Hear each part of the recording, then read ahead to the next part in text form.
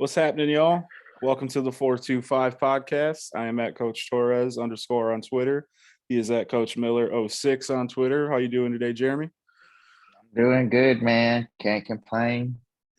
Gotta throw a quick apology out there to y'all. We do not have our producer Cody Gibson this week. He's taking care of some business, so we're not gonna have our graphics package and intro and whatnot that we gave you guys a little taste of last week. I thought it looked pretty good, but going forward, it should be back. So look forward to that. But that ain't really why we're here. So college football last weekend, Jeremy, what'd you see? Bama got back on track, man. It's amazing how good your secondary can recover when you get a potential first round CB coming back from it's his first game of the year, really. Like he Yeah. hasn't played all year. Yeah, Eli Ricks coming back. To have Ricks back and win the Bednarik Defensive Player of the Week all in one, that's a pretty good start. And I mean, you had to know, everyone had to know that Mississippi State was in for a world of hurt, and that didn't disappoint as they got mollywopped. Yeah, that one about went how we thought it would. You know, those games are usually like, okay, if whether it's Mississippi State or Ole Miss, it's like from the get-go, they're either going to have a chance, and today's going to get a little funky, or no, it's just going to be Bama versus a team that's clearly overmatched, and that's what we had.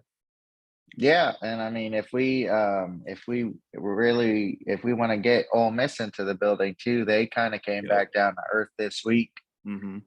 I've had questions about their secondary, even though they got a co-defensive coordinator that you and me are both pretty fond of.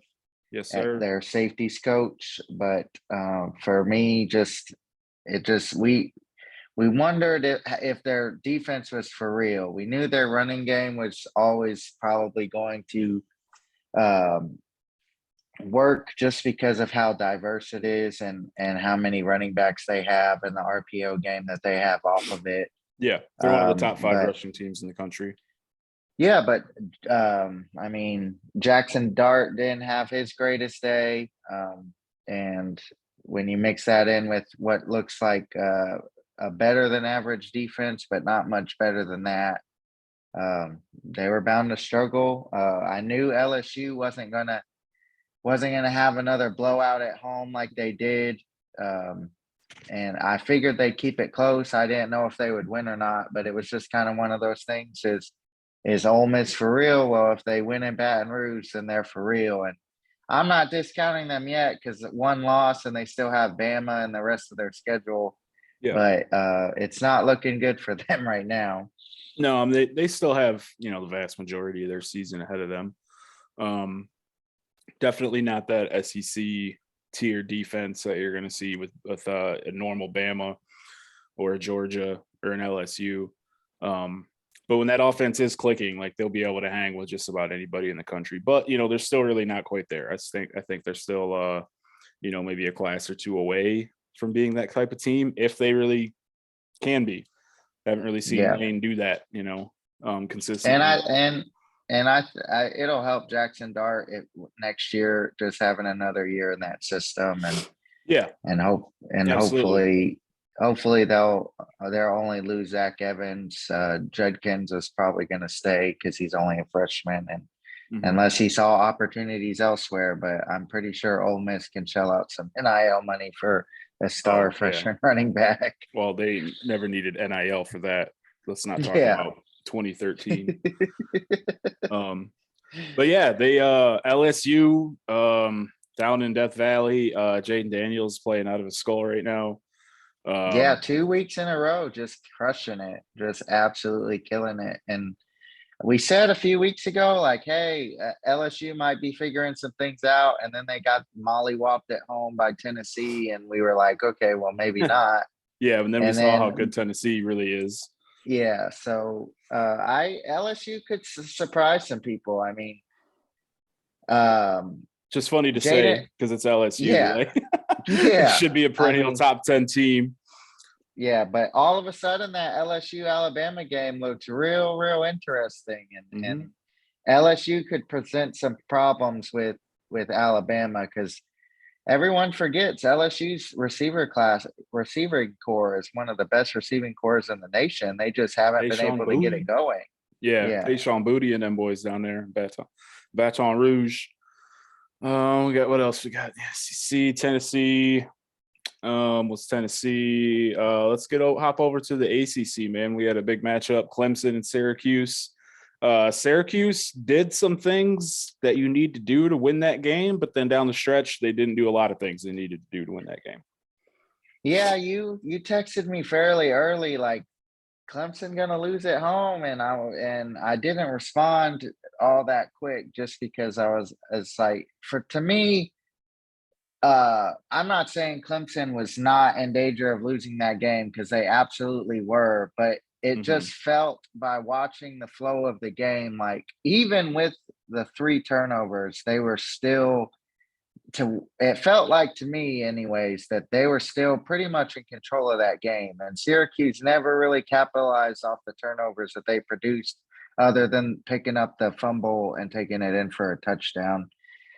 It just always seemed like if Clemson could avoid turnovers in the second half, at least to me, that they would survive that game because the runs that that Syracuse was getting from Schaefer, their quarterback, or Schrader. It's Schrader. Schrader, their quarterback. Yeah.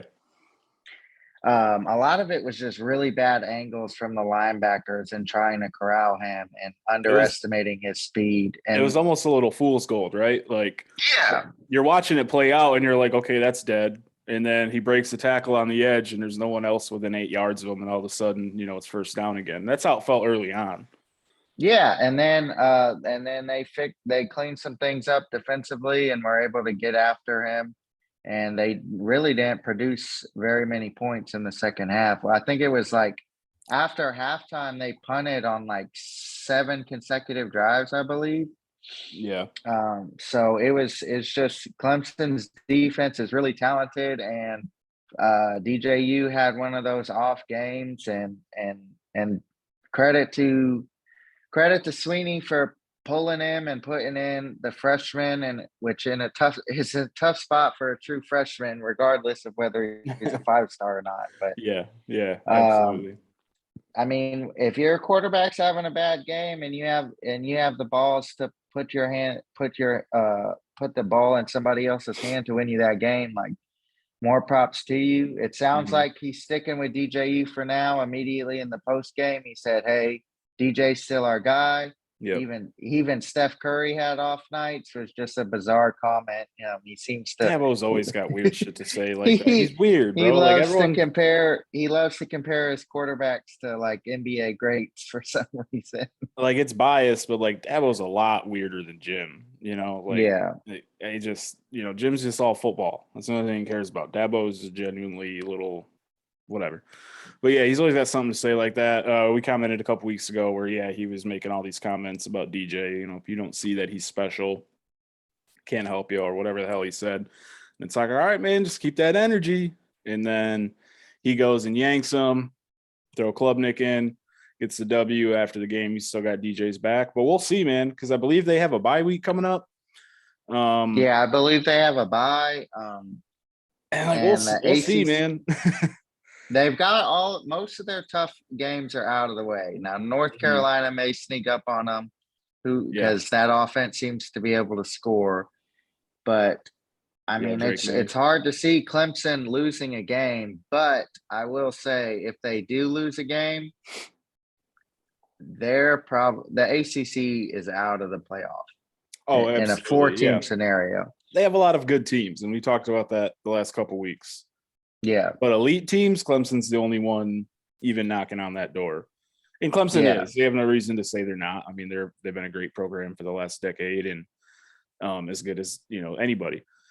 But yeah, I definitely think, like you said, if they do drop a game, and I think as good as they are and as good as they've proven to be, like we saw on Saturday, we saw against Wake Forest, like they're not winning these games handily. They're not dominating anybody. So, well, I don't think they have the receiving core to do that. I mean, they noted it on the broadcast. It's like, it's not like they have the star receivers that they've had in past when the Clemson was really good. They're just for whatever reason, they don't have difference makers on the outside. Now they still have Shipley, and he's an incredible running back from everything we've seen so far in terms of the passing ability and the rushing ability. Yeah. He had an off game on Saturday as well.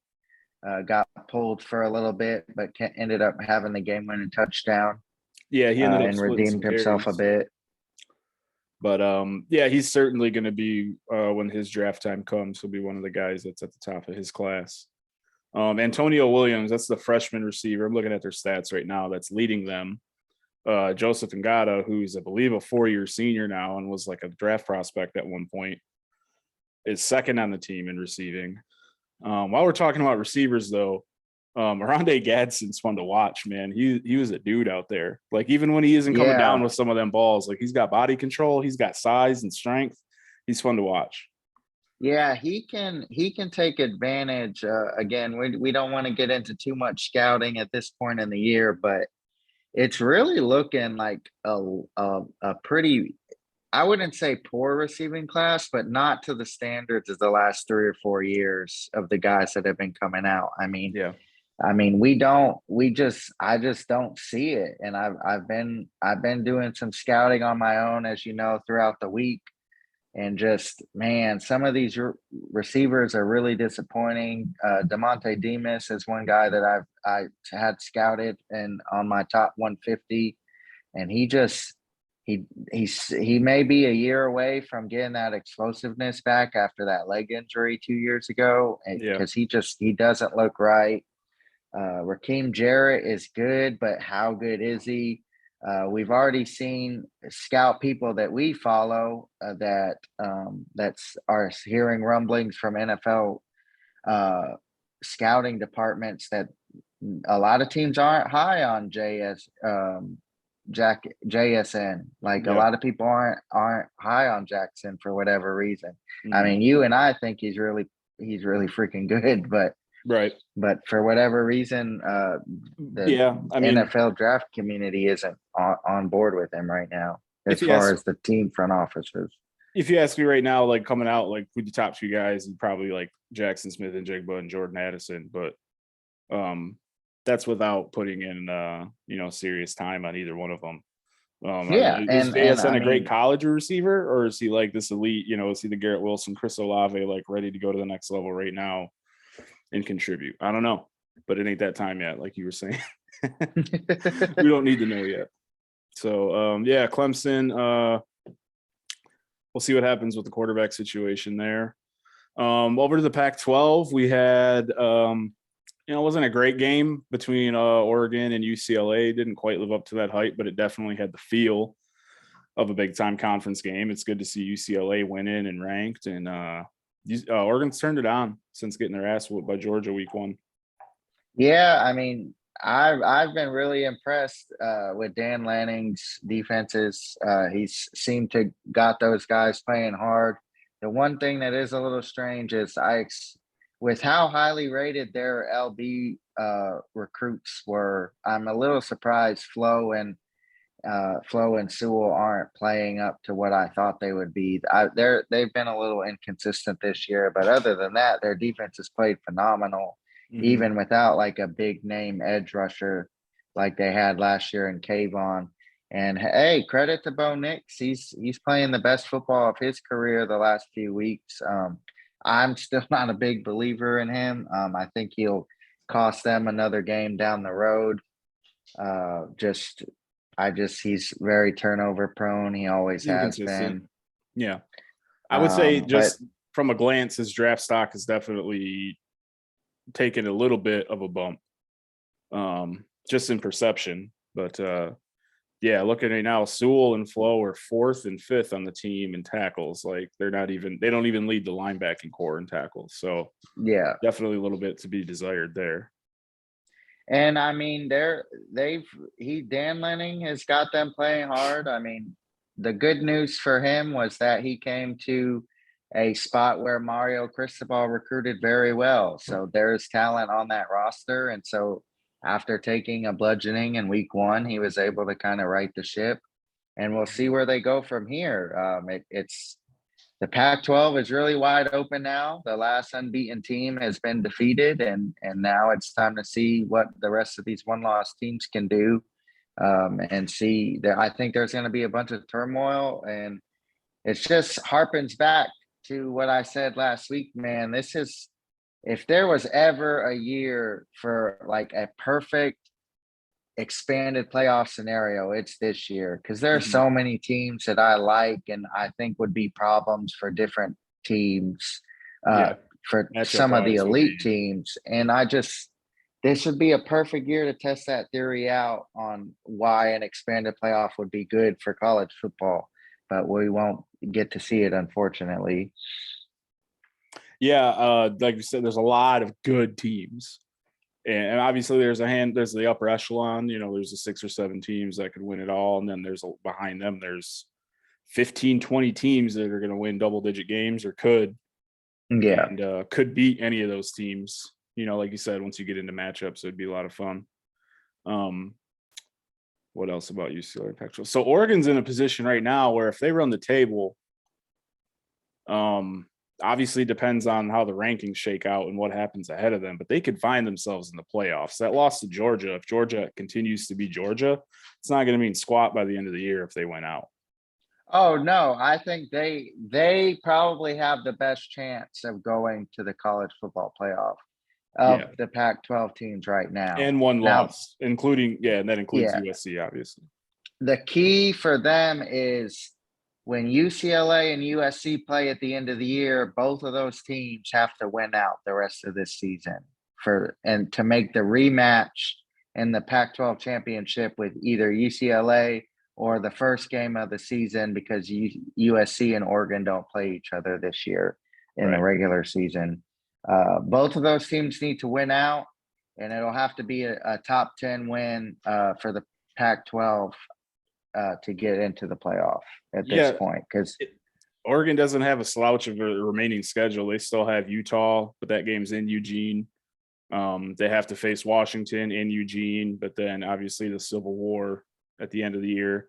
Oregon State's getting better and better all the time.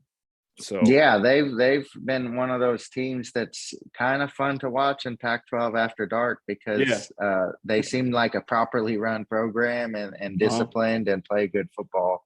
Yeah, and it's not been that for a very long time out Eh, there since what Mike Riley days, pretty much. Yeah. No disrespect to everyone else, the other 45 guys that have been there since in between that time. But I digress. So yeah, so we're looking at Big Ten. We'll talk a little bit about once we get into the Homer Pod. Coming up this week, we have obviously Michigan State, which you can catch a full episode on right down there on the feed. But as far as ranked matchups go, we've got Penn State and Ohio State at noon. That's a big one. Penn State got their groove back last week against against Minnesota. And on Twitter, Penn State's talking themselves into this, man. I don't know if you've seen that, but there's a lot of dudes throwing stats out there about adjusted completion percentage and turnover worthy plays. And it's like, who do you want, Clifford or Stroud? And it's like, okay, guy, like, what are we doing here? Yeah.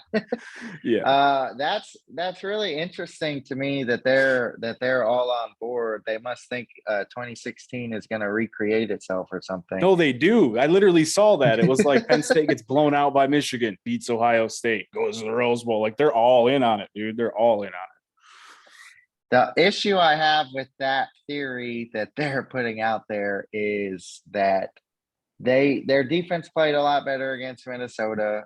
They held Moe Ibrahim fairly in check, but there were still opportunities, still a lot of opportunities for big running gains. Just seeing the slanting and the blitzing that Manny Diaz does from different spots. We've covered it extensively for the past 2 weeks on it. the Yeah. Homer Pod. It leaves you susceptible to the run. Now, the good news is that their blitzes will probably help in terms of CJ Stroud, because I don't know if you paid attention against Iowa, but CJ Stroud against the blitz, when he's got people, when he knows that pressure's getting to him, he's kind of looking down to see where the pressure's coming from and not keeping his eyes down the field. And that's something that plagued him last year in the Michigan game and Mhm. plagued him in other big games that they had last year. It just, he's really, when he doesn't have a clean pocket, he really, really struggles. And that's the thing for a lot of quarterbacks, but Right. that's where you want to see the poise and a potential number one quarterback say, hey, I got this. I'll figure it out. That's I'll get rid of the ball sooner, or I'll move around in the pocket so I don't get hit and I can get the ball out on time. And I'm still just not seeing that from him. yeah, and that's where, you see it more. You see it with Bryce Young where you're like, dude, that's his strong point, and you can't teach Yeah. that kind of coolness. Yeah, Stroud looked frustrated a good chunk of the day. And it sounds silly to say, they put up 54 points. It's the most Iowa given up this millennium or whatever. And it's like, but they didn't play that great. And they looked a little sloppy at times. Like it's an enigma. It doesn't quite make sense. So that's why, Yeah, like, I mean, their defense carried them on Saturday. Like, when's yeah, the last time you've been able to say that about Ohio State? It's it's been been a long time. it's been a minute. Yeah. And I think that's what a lot of the pundits that like have them number one overall will say is like the defense is different. Because in years past, I mean, maybe not against this Iowa offense, but let's imagine even like your average Iowa offense that's top 40 in the country in rushing usually. That's a ball game because they're Yeah. going to extend drives and they're going to get first downs, and Ohio State's going to be frustrated and they're going to try and push that pedal down, to the mat even a little bit more, which generally it already is for them. But rest of the ranked matchups, we got Oklahoma State at Kansas State. Kentucky at Tennessee. So we got Will Levis versus Hendon Hooker. That's one we'll be paying attention to come scouting season. It looks like it. Pitt at North Carolina is not a horrible game. Illinois There's takes some on decent Nebraska. unranked. Yeah, there's some unranked games that are pretty intriguing this Saturday. TCU at West Virginia. That's a trap game, is it not? Yeah, I mean, West Virginia, Neil Brown needs a win in the worst way, Yeah, he got nothing to lose, man. A-rate guys with nothing to lose are dangerous. and TCU, I mean, they've played back to back like top 15 programs in the last 2 weeks, and Let and down. yeah, and plus they got Texas the following or in 2 weeks, so Yeah. TCU's had most of their tough games out of the way. Them and Okie State really look like the front runners in the Big 12. I Mhm. thought the Big 12 it would take another couple weeks for it really to play out, but I mean, credit to TCU, they're believing in everything Sonny Dykes is throwing at them offensively, and 100%. defensively. They're playing much better than I thought they would at the beginning of the year. Even if I did pick them as a low key sleeper team, just knowing they had Max Duggan and Quentin Johnson coming back. Yeah, Max And Max Duggan's been leading them, and the defense hasn't been a Gary Patterson defense, but like you said, it's playing a little bit better than expected. And that's what's got them top 10 and undefeated right now. yeah, I mean, if they Okie State needs another loss for me to believe that there's going to be another team that can get to the Big 12 championship game. And it's really hard for me to see with TCU just running the gauntlet and probably the two toughest games of their season. It's really hard for me to see them losing two games. Now, if they do indeed lose to West Virginia, then that Texas game in Austin gets a little bit more interesting, but Yeah, they look for real, and right now they're the healthiest team in the Big 12. Okie that's going to State, matter. Okie State was missing multiple starters last week against Texas and still pulled it out. Kansas State is beat up. They're missing multiple starters right now. So, I mean, it's really hard not to see TCU going undefeated into the playoff, into the conference championship game, which if the Big 12 hopes to have a playoff team, it's got to be TCU at this point. I mean, I don't think any other team will make it even with one loss. TCU's got to run the table and go undefeated if the Big 12 hopes to have a playoff team this year. I concur. I could just have one little aside here that's completely random and not relevant to anything, but I've got the ESPN schedule tab pulled up, and they try and sell you tickets off to the side here, it's like tickets as Yeah. low as. So UAB at Florida Atlantic, tickets as low as $3. Michigan State at Michigan, tickets as low as $225. Far and away the most expensive ticket of the day. And rightfully so, but we'll be talking about that one over on the Homer Pod. So Jeremy, unless you got anything else on the national, we're gonna transition over to the Homer. Yeah, I mean, no, I don't. This would be a perfect time for us to talk about up or down in the Heisman race, but I don't really have any changing in my standings and who I think's front running or leading. Yeah. Yeah, maybe a Jaden name. Daniels. Yeah, Jaden Daniels may have jumped in the top 10, but I'm not ready to put him anywhere close to the top 5 just yet. Yeah, I would say him, and outside looking in, him and maybe Bo Nix on a couple guys' ballots. But yeah, it's like guys in the bottom 10, no one in the top 5 even really knocking on the door yet. So yeah, no movement there. This weekend's games, we got a couple big matchups where we'll definitely see something as far as movement there. I omitted him from my list the first time. It was a mistake. I did not have Chase Brown in my Heisman list, which I think he deserves to be there, just what he's doing with that team and that offense. Yeah. Whether he ends up with a trip to New York, we'll see. Is Illinois going to drop a stinker here? At Nebraska might be a good time to do it.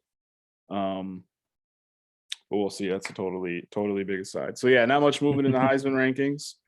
And hopefully we'll be back next week in the studio with the graphics and the intro and the outro. So just keep watching, subscribe, rate, review, resubscribe, re-rate, re-review. Tell your friends, share us everywhere you see us, and appreciate the time, everybody. All right. Thanks, guys. All right. See you on the Homer.